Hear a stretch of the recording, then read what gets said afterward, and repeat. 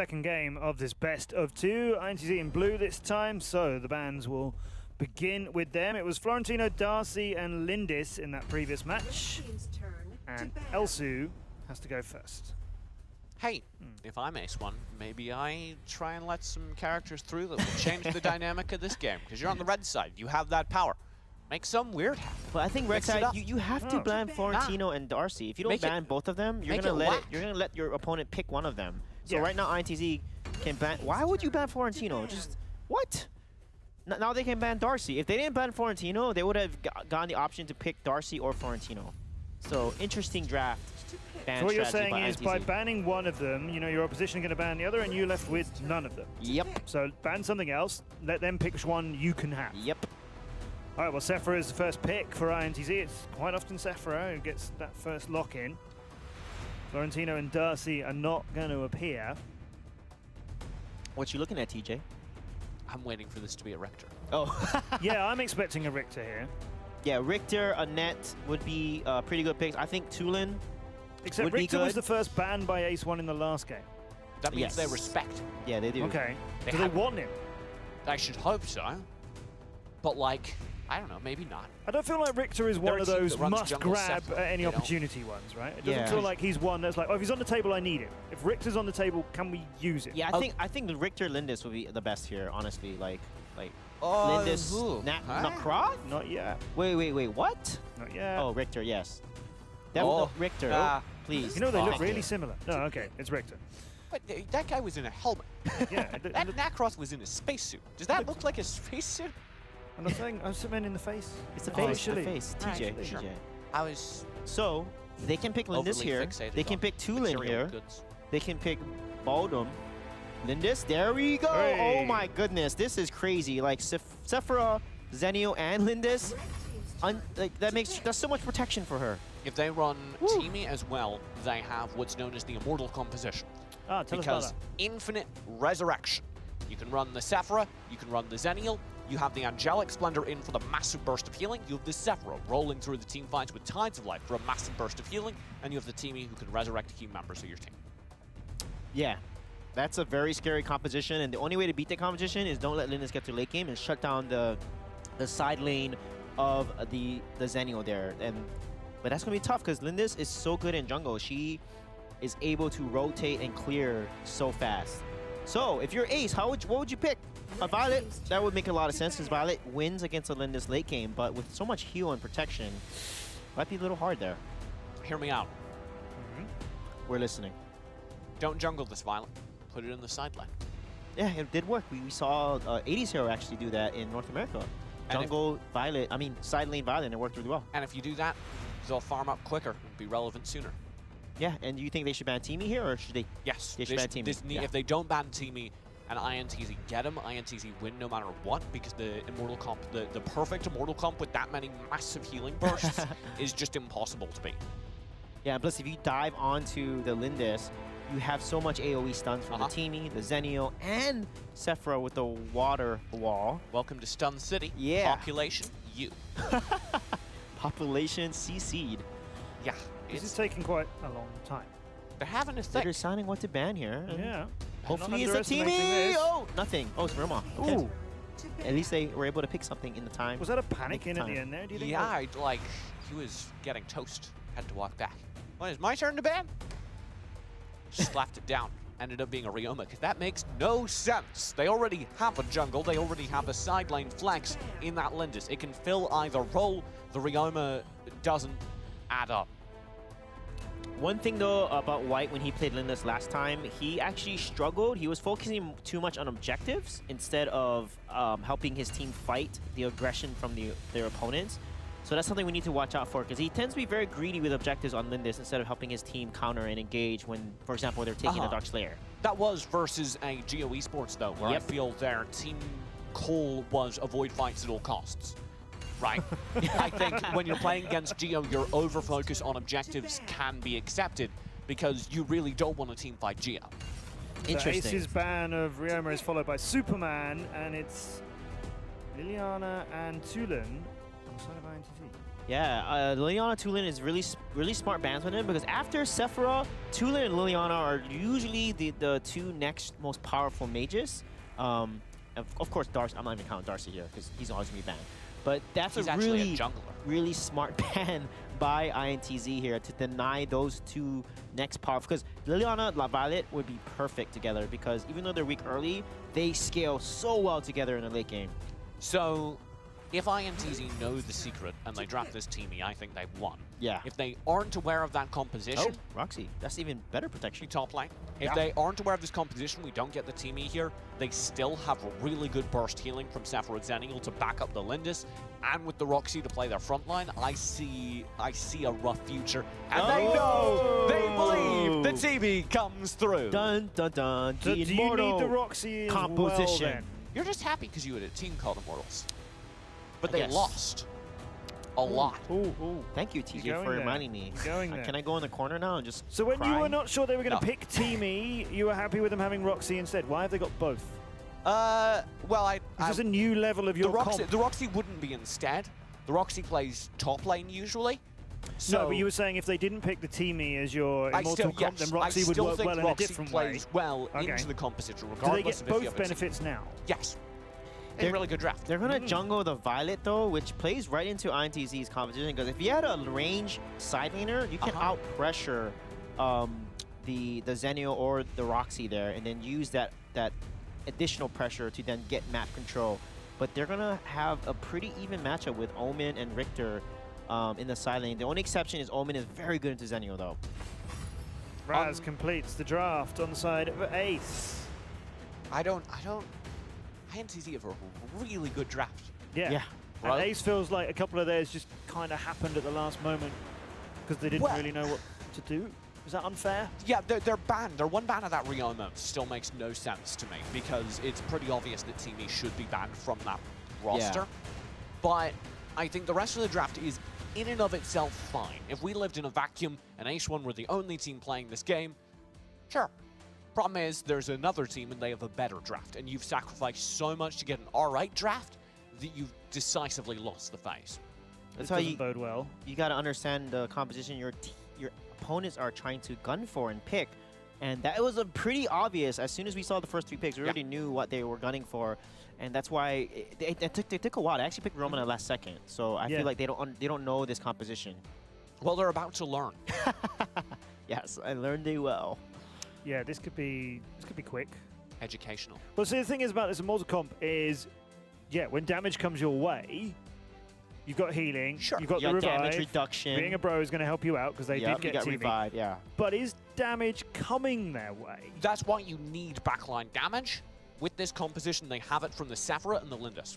Sephiroth, normally you rely on that to provide the vast majority of the damage from this composition alongside the jungler. Here they have the perfect to do that. Yeah. Because the jungler is the Lindis who scales the quickest and the best ranged in the jungle still in the game. Yeah, but from the side of Ace, you've got this super healing INTZ draft. Are Ace going to poke it very much beyond Violet anyway? If their Raz, Raz can do some work. If their Raz has a good day and he can start bursting down maybe isolated picks, they have a hope.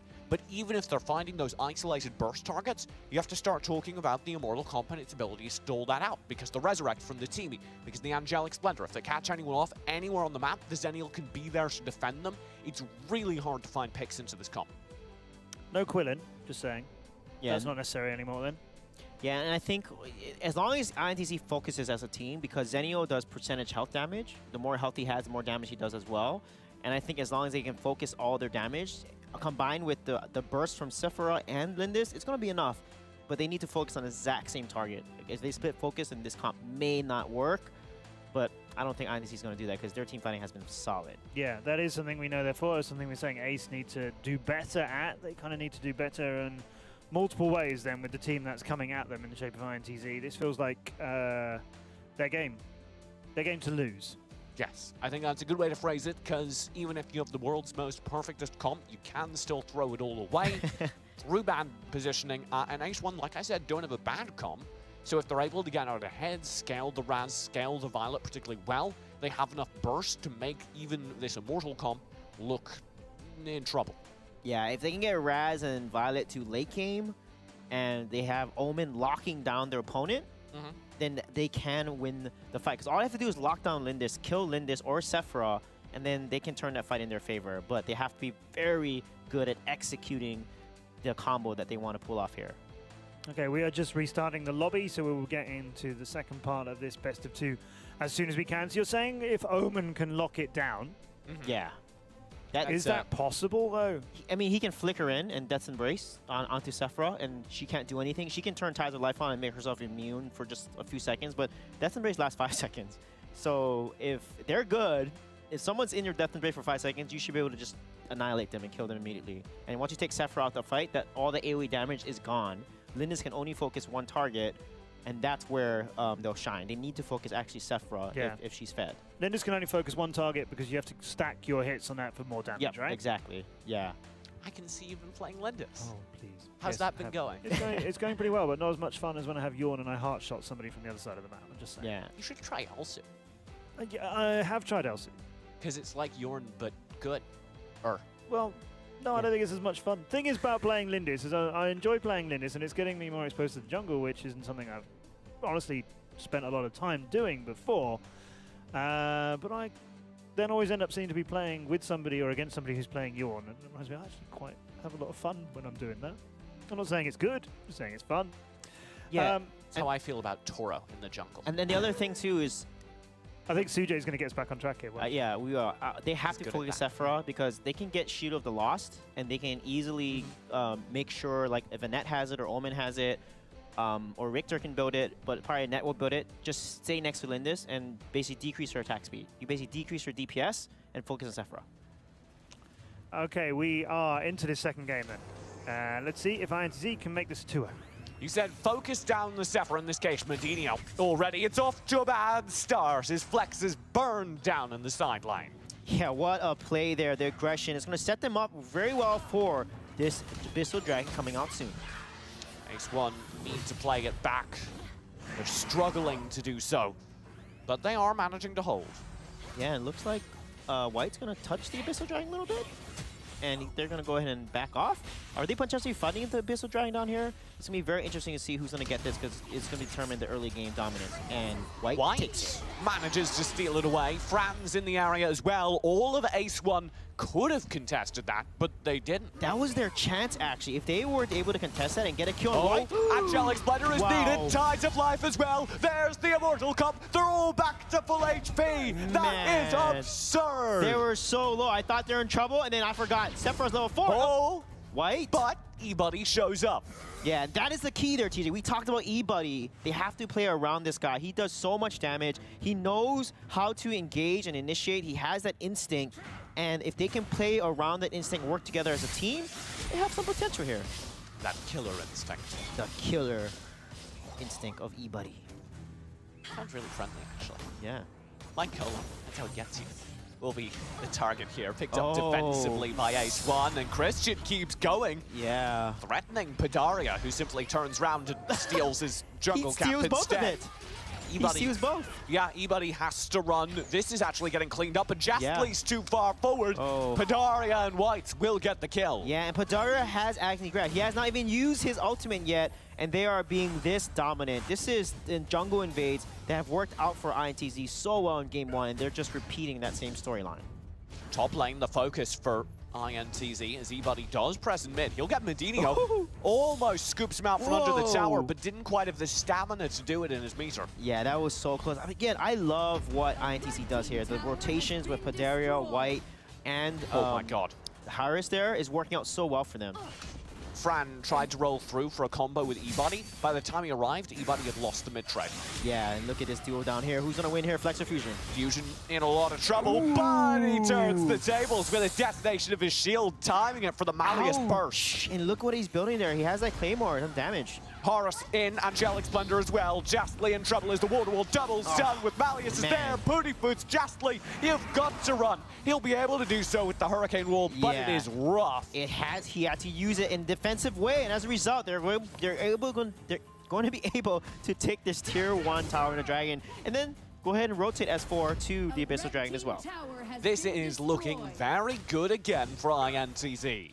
Very, very good indeed. They're going to get their second dragon here, putting them at a healthy 4,000 plus gold lead. A nice level lead as well. Flex, you're in trouble, buddy. Oh, a lot of it. He's cut off as well. There's almost no way he survives in the bottom lane, but INTZ have actually got him justly. That was quite good.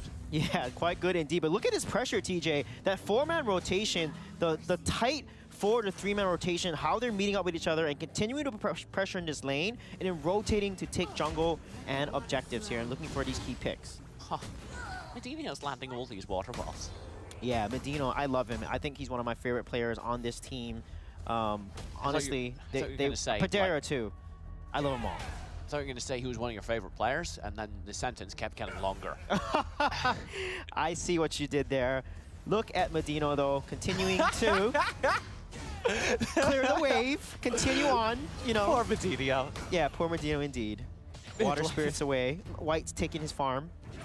Oh my god, it is getting worse, but it is like my solo queue. The power farm onto their jungle does make a lot of sense. You want to get that hyper-farmed jungle carry. Mid lane, still focused through though. Justly needs to Hurricane Wall defensively, and I'm not sure that'll save him. Pandaria just bathing in the tower. Jastly, what are you doing in the river? Fran, what are you doing so low? The tower's gone. But Fran is doing well. He has not died yet, so this is an improvement from game 1. But will it be enough?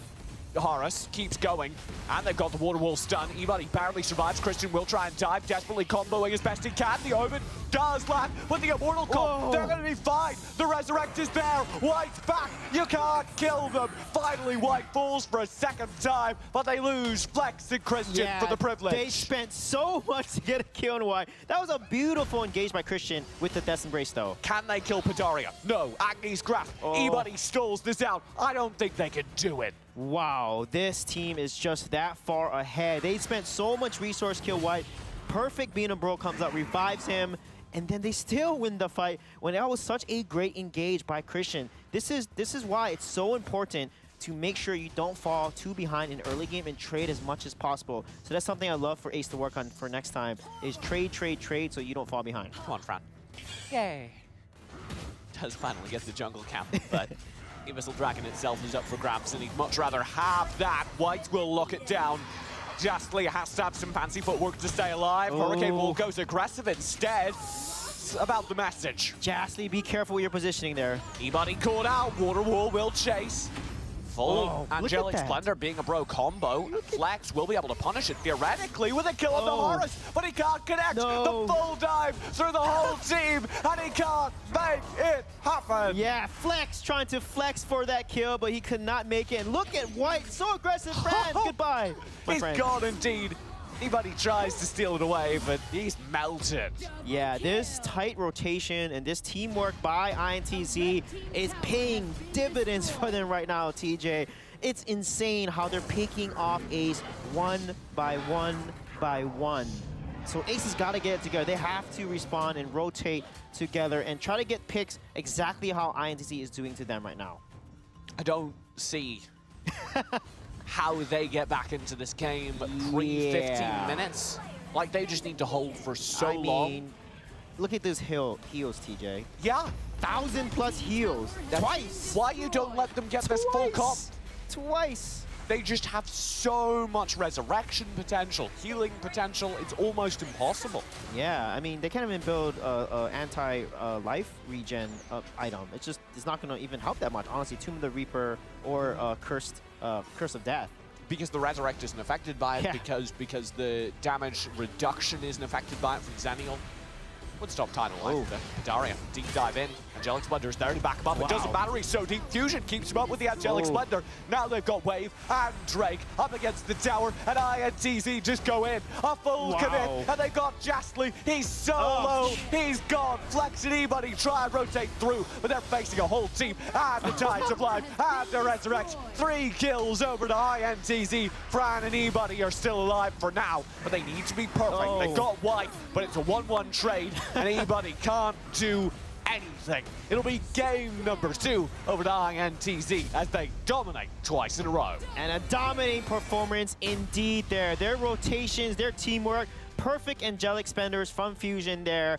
White aggressive Lindis play, and don't forget Medino on the Sephora. The water walls, the tides of life at the right.